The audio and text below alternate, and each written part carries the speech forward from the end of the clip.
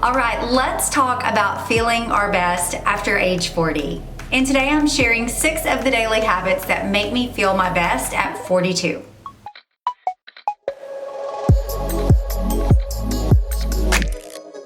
Welcome back to my channel. My name is Elizabeth Finch. I'm a 42-year-old certified health coach, yogi, and lover of all things health and fitness. And here on my channel, I share inspiration for healthy habits after age 40.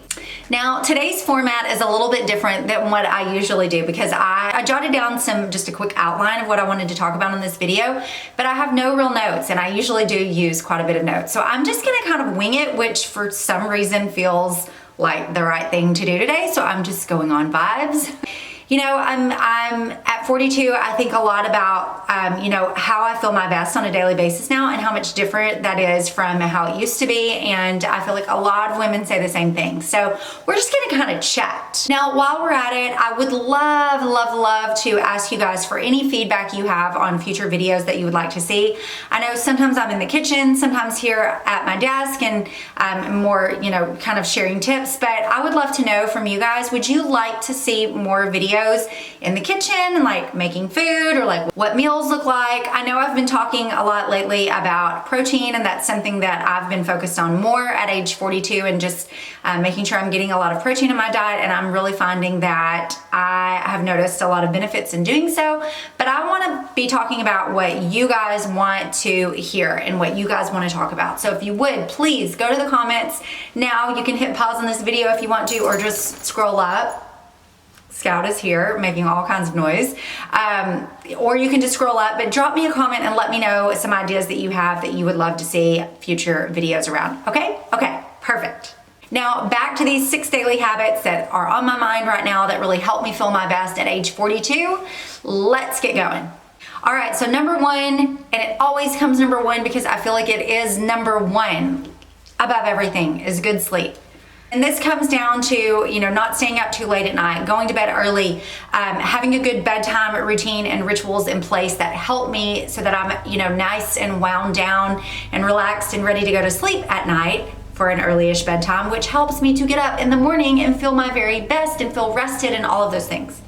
So I definitely could not live without my bedtime rituals and routines. In fact, if you guys would like for me to maybe do a video and show you exactly what my bedtime ritual and routine looks like, let me know in the comments below and I will be sure to make that video. But I think it's so important to just have a couple of things that you do nightly that help you to wind down so that your body and your mind are both prepared for, rest and good sleep. Because I'm telling you right now, good sleep is like the game changer.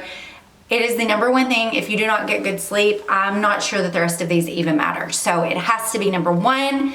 It's number 1 on my list. If it's not number 1 on your list, I'm gonna recommend that you bump it up to the top today, if you wanna feel your very best on a daily basis. Okay, number 2, daily exercise. And this does not have to look a specific way. People always wanna know, what people's weekly workout routines look like or whatever. I think 2 things here. Number 1, consistency. So you're doing something every single day for a minimum of at least 30 minutes. And then number 2, variety. And this is good for a couple of reasons, because it keeps you interested in having fun when your routine doesn't feel monotonous for your workouts. And I also think it's good to challenge the body in different ways so that your body never knows what's coming. You're good to keep using all of the different muscle groups. So your body's always kind of like having to work in new ways, right? So consistency and variety are super important with exercise. Other than that, just do what feels good. I love to get up in the morning and go for a walk. Right now, I'm still able to go walk outside. It's August and it's still pretty hot in Arkansas, but not just like sweltering. We're having to get up a little bit early too and go since school started back. So that's kind of fun, a little shift in the routine. I'm finding that, in case you didn't know, the sun comes up around 6:15 now. I don't know why, I guess I thought it was earlier, but my husband goes and walks with me every morning and I enjoy that time with him. That's something that we can do together. It almost feels like a date, like we get to have a conversation and no one's interrupting. So that's what I'm enjoying for my daily exercise. And then I'm also throwing in some Pilates classes Always hot yoga. I do a couple of times a week, and I will never stop doing that because that feels so good. But do what feels good. Like if you don't think hot yoga sounds fine, or if you don't think it feels good, then don't do it. You know, if you like to ride a bike, ride a Peloton. If you like to run, whatever, like strength training, whatever. Just do daily exercise consistently and then try to get variety. All right, number 3 on what helps me to feel my very best on a daily basis. And this one is more of a mindset thing, but I notice a huge difference when I practice gratitude daily. I am telling you, game changer. It really just changes your whole mindset. It changes your whole perspective. Having that mindset of gratitude just shifts the way you walk through life. So it's like, number 1, you're in more like empowerment mode, but just jotting down like 3 things every morning or whenever I can first get to, my notepad. I've actually got it right here. But just that sets my perspective up to be a person who is, not expecting things to always just happen exactly the way I want them to, but super grateful, for the way things work out. I notice that my mindset is so much different when I'm moving through my days with that mindset of gratitude. I feel like I'm kinder, I'm more fulfilled, I'm more patient, I'm more grateful for my health and what my body can do. I'm more grateful for my family and appreciative of them. Just appreciating the goodness that we all experience on a daily basis, and shifting out of any kind of a mindset of negativity. Game changer. It is such a game changer. And it really, I think, puts you in a mindset of more like empowerment. Gratitude.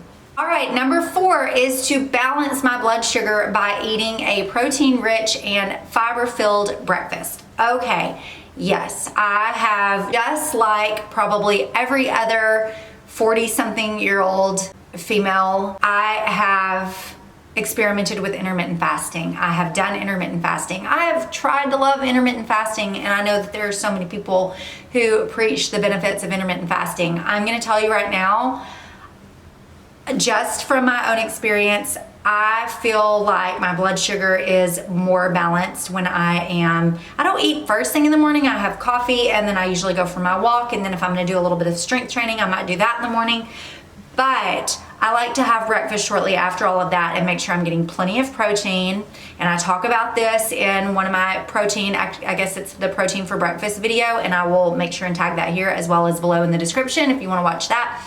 But getting plenty of protein, so somewhere around like 25 to 30 grams of protein plus some sort of healthy carbohydrate, and by healthy carbohydrate I mean low glycemic, full of fiber.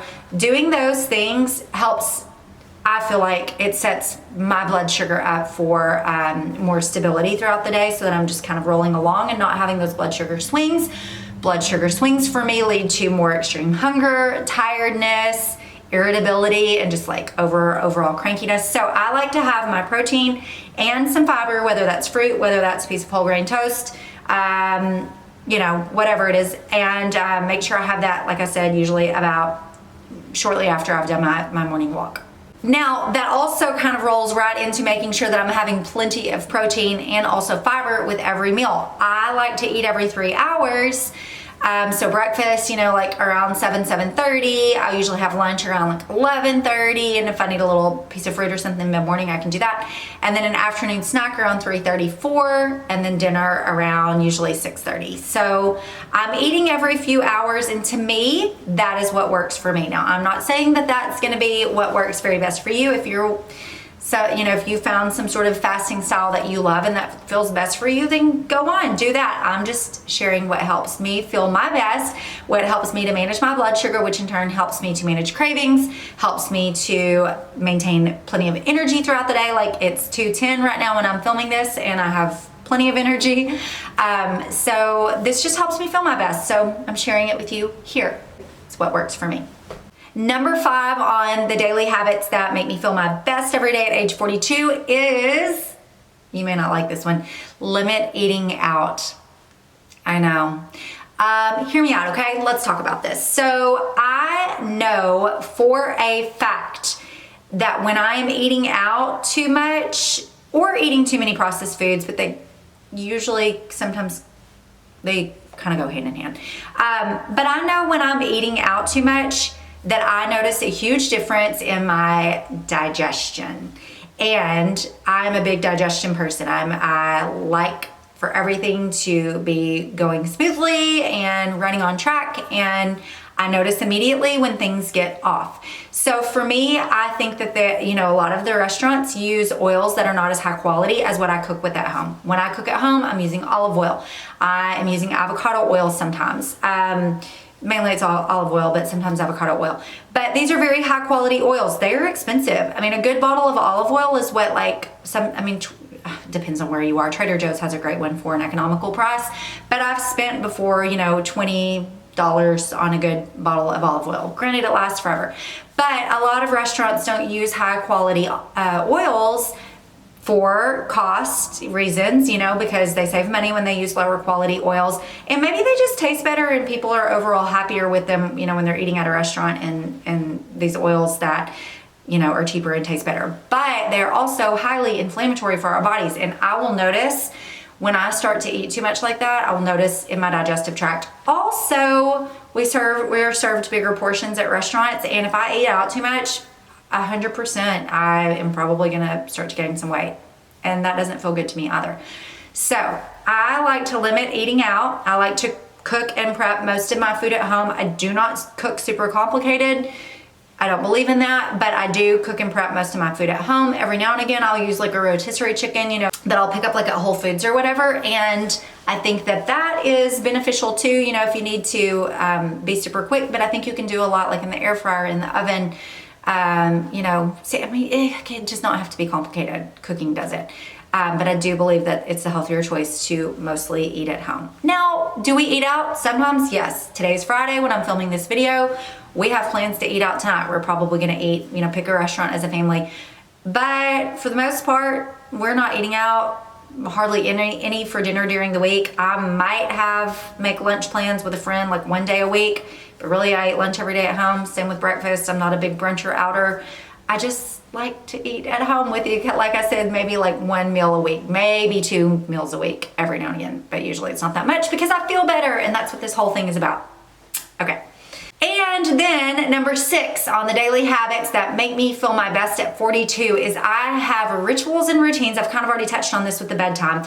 I have rituals and routines in place so that it is easy for me to stick to or go back to these habits if I fall off. So, sometimes things that can cause us to fall off of our daily habits are like travel, or if we get out of our daily routine, like Christmas break, think about like when your kids are out of school and everything's closed for holidays, and it is like you feel like you are so off of your routine.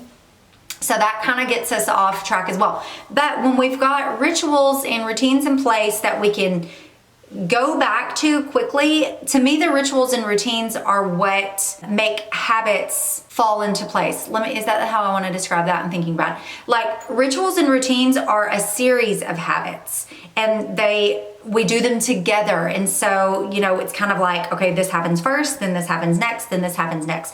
So I guess it's like habit stacking. You could describe your rituals and routines as like stacked habits. But having those in place and kind of knowing what comes next, what the specific habit is that comes next, that makes it easier for us to go back to them. So, like for instance, if I do fall off track because we've traveled or whatever, one of the first things that I do when I get back is I try to get my sleep back on order. I know my normal nightly bedtime typically falls around 9:45. Yeah, it's early, but again, sleep is super important to me. So knowing that I need to get myself back on track with my sleep is like step number 1. And then I can start to get my meals back on track and, go to the grocery store and have some things on hand and start to cook at home more if we've been eating out a lot. Whatever it is that got us off of our normal daily rituals and routines, I can get back on track because I have these in place and I know what comes next, what comes next, what comes next. And I will say probably when I started to set all these things up, these are things that I've been doing for years, you guys. I've been a certified health coach for over 10 years now, so I've been doing these things for a very long time. But in the beginning, I probably did have to write them down some. So if you need to write them down, write them in your notebook. Check it every day if you need to, like what you want your ideal evening, what you want your ideal morning, what you want your ideal week to look like. Write that down and use that as a guide if you need to follow every day. And then it will start to become just like a ritual or a routine that you don't have to think too much about. Okay, was this helpful? Remember please that as we were going through all of these, I was just sharing with you what makes me feel my best. I know if I skip like one or any of these every day, I'm probably not gonna feel like 100% my very best Elizabeth. And I like to feel my 100% very best Elizabeth. Yeah, sometimes I'm gonna be like sick, or for whatever reason, I'm not gonna get a good night's sleep. I mean, my dog has been known to sometimes get sick during the night, and that wakes you up, wakes me up, you know, different things like that. If it storms, she has storm anxiety, that could wake me up if we're traveling, whatever. But these are the things that I know help me to feel my very best every day. So I want to adhere to these as much as I possibly can because I like to feel good. So these may not be exactly the same for you, but I think it's important for you to know what helps you to feel your very best, and then try like heck to, you know, get those on your schedule every day. Do whatever you can to prioritize those things.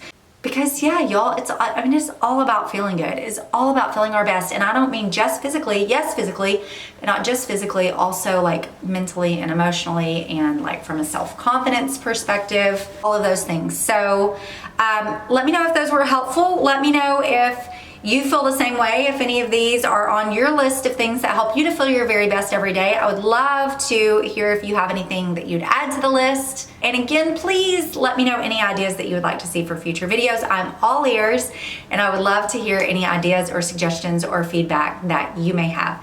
As always, thank you so much for spending a little bit of time with me. I always appreciate when you're here, and I will see you same time, same place next week. Bye, y'all.